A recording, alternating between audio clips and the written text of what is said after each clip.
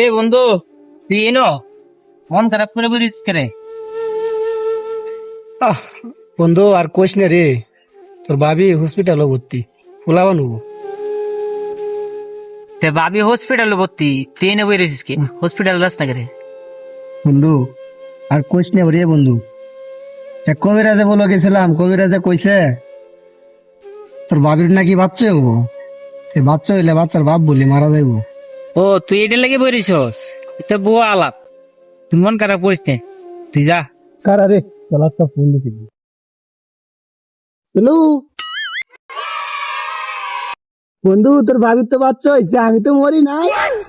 কই বন্ধু তুই কথা কস না করে?